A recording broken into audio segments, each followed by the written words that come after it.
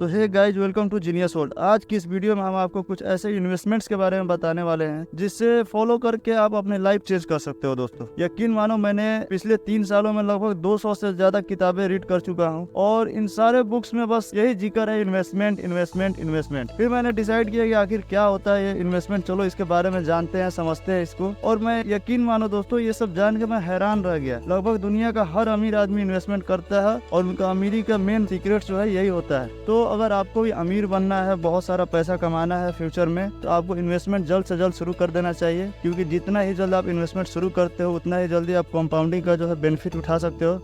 Compounding क्या है आप यूट्यूब पे जाके देख सकते हो, कंपाउंडिंग कैसे काम करता है। डीमेट अकाउंट खोलना होगा आपको इन्वेस्टमेंट के लिए। डीमेट अकाउंट भी कैसे खोलना है आप यूट्यूब पे आसानी से देख के सीख सकते हो और इसे ओपन कर सकते हो। इसमें कोई बहुत मेहनत का काम नहीं है और एक डीमेट अकाउंट खोलने के बाद से आप जो है अपना इन्वेस्टमेंट धीरे धीरे शुरू कर सकते हो। अब चलो जानते हैं कि कौन सा वो इन्वेस्टमेंट है जिसे आपको भी जरूर करना चाहिए। तो दोस्तों सबसे पहले तो मैं यही बोलूंगा कि आपको शुरुआती में जो है म्यूचुअल फंड से स्टार्ट करना चाहिए। अब ये म्यूचुअल फंड होता क्या है? तो बेसिकली म्यूचुअल फंड में एक मैनेजर होता है, फंड मैनेजर, जो बहुत से लोगों का पैसा जमा करता है। अगर आप म्यूचुअल फंड को खरीदोगे तो वो पैसा सारा उस फंड मैनेजर के पास ही जाता है और वो अपने हिसाब से अलग अलग छोटी बड़ी कंपनियों में मिला के अपना सारा पैसा इन्वेस्ट करता है। म्यूचुअल फंड्स बहुत तरह के होते हैं। मिड कैप होता है, स्मॉल कैप म्यूचुअल फंड होता है, लार्ज कैप म्यूचुअल फंड होता है। अब अगर आप स्मॉल कैप म्यूचुअल फंड में इन्वेस्ट करते हो तो इसका मतलब ये होता है कि वो म्यूचुअल फंड मैनेजर जो है आप सभी के पैसे, जितने भी आदमी स्मॉल कैप म्यूचुअल फंड में इन्वेस्ट करते हैं, उन सारे लोगों के पैसे जो है वो छोटे छोटे कंपनियों में लगाता है, इन्वेस्ट करता है। अगर आप मिड कैप में इन्वेस्ट करते हो तो आपका सारा पैसा मिड कैप कंपनी में जाता है, जिसका मार्केट कैप जो है लगभग 10,000 से लेके 50,000 तक के आसपास का जो होता है उसमें इन्वेस्ट होता है। अगर तो आप लार्ज कैप में इन्वेस्ट करते हो तो लार्ज कैप में उन बड़ी कंपनियों में वो फंड मैनेजर इन्वेस्ट करता है आप सभी के पैसों को, जो कि बहुत साइज में बहुत बड़ी और बहुत पुरानी कंपनी होती है, जैसे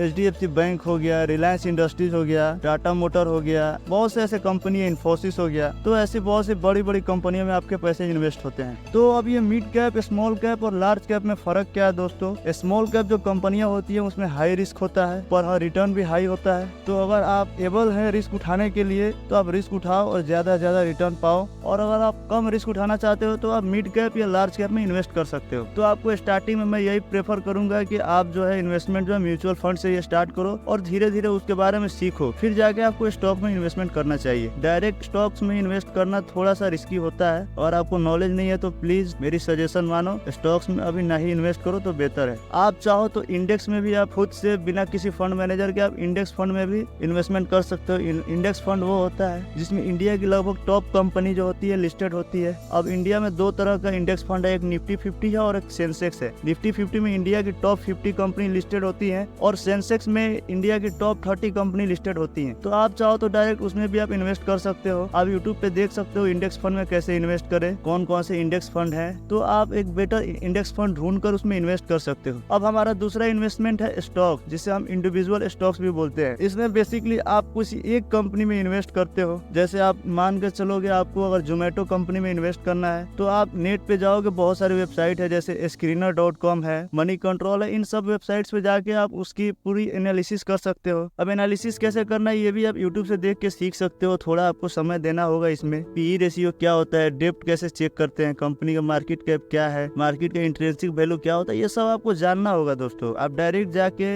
ये नहीं कि मार्केट में जो भी चल रहा है आप जाके डायरेक्ट खरीद ले, कंपनी के बारे में ना जाने ना समझे, बस दूसरों के मुंह से सुन लिया अच्छा कंपनी है और इन्वेस्ट कर दिया, तो ऐसे में आप भारी नुकसान उठा सकते हो दोस्तों। तो मेरी सजेशन यही है कि सबसे पहले तो आप जो है उसे अच्छे से समझो, उसकी एनालिसिस करना सीखो, कैसे उसके बारे में जानकारी ले सकते हो। यूट्यूब पे जाओ, यूट्यूब पे जाके उसके बारे में एक से एक आपको वीडियोज मिल जाएंगे अच्छे से अच्छे, उससे सीखो और सीख के इन्वेस्टमेंट जर्नी अपना शुरू करो। और उम्मीद है आप इसमें कुछ बेहतर कर सकते हो, क्योंकि मैंने भी बिल्कुल इसी को फॉलो करके इन्वेस्टमेंट शुरू किया और मैं अच्छा खासा प्रॉफिट बुक कर रहा हूँ और आई होप आगे भी करता ही रहूंगा। तो चलो इसी के साथ हम देखते हैं तीसरी इन्वेस्टमेंट क्या है हमारी। तो दोस्तों हमारा तीसरा इन्वेस्टमेंट है गोल्ड। आप चाहो तो गोल्ड में भी इन्वेस्टमेंट कर सकते हो। अब गोल्ड में इन्वेस्टमेंट करने के लिए आप तो बेसिकली जो सोनार की दुकान से जो सोना खरीदते हो वो तो मेथड जो है सबको लगभग पता ही होता है, लेकिन अभी के डेट में आप सर्वेरियन गोल्ड भी खरीद सकते हो। हो, जिसका मतलब होता है आपके हाथ में कोई सोना नहीं दिया जाएगा, वो बस एक पेपर फॉर्म में होगा, जिसे आप अपने डीमेट अकाउंट में रख सकते हो। जैसे जैसे गोल्ड का प्राइस ऊपर जाएगा वैसे वैसे आपका भी पैसा बढ़ेगा, जैसे डाउन होगा गोल्ड का प्राइस वैसे आपका पैसा भी डाउन होगा। वो सोना लेने का ये फायदा है कि आपका वो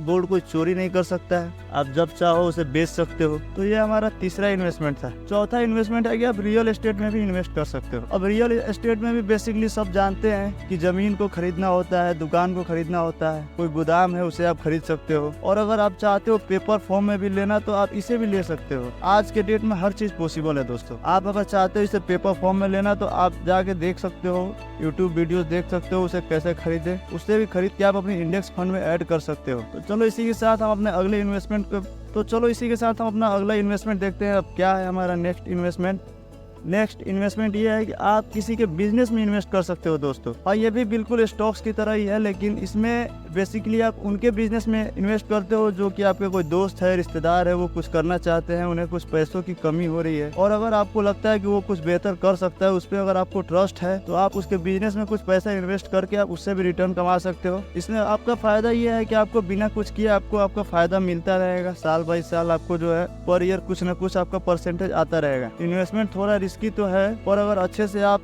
एनालिसिस करके करो तो ये कोई रिस्की नहीं है। इसमें आप हमेशा फायदा ही कमाते रहोगे, नुकसान कभी नहीं उठाओगे। तो दोस्तों ये रही हमारी आज की कुछ इन्वेस्टमेंट्स की जानकारी। तो उम्मीद है आप इसके बारे में डीपली नॉलेज लोगे, और नॉलेज कैसे ले सकते हो ये भी मैंने आपको बता ही दिया। आप यूट्यूब वीडियो देख के, आप इंटरनेट की मदद से, गूगल की मदद से आप हर चीज सीख सकते हो और इसके बारे में सीख समझ कर इन्वेस्टमेंट करना शुरू करो, क्योंकि जितना ही जल्दी इन्वेस्टमेंट शुरू कर दोगे उतना ही जल्दी आप अमीर बन जाओगे। जितना भी लेट करोगे उतना ही अमीर बनने में आपको समय लगेगा, क्योंकि इन्वेस्टमेंट जो है इसका जर्नी जो है बहुत लंबा होता है। अब शॉर्ट टाइम में पैसा जो है नहीं कमा सकते हो इन्वेस्टमेंट से बिना अच्छा एक्सपीरियंस के। तो फुल टाइम अगर आप इन्वेस्टर नहीं हो तो इसे शॉर्ट टाइम में कमाने की कोशिश नहीं करें तो बेहतर है। तो उम्मीद है दोस्तों आपको ये वीडियो पसंद आई। अगर पसंद आया तो लाइक करो, शेयर करो अपने उन दोस्तों के साथ जिसे आप भी फ्यूचर में अपने साथ अमीर बनते हुए देखना चाहते हो। और चलो मिलते हैं फिर ऐसे ही कोई अगली वीडियो में। तब तक के लिए जय हिंद दोस्तों।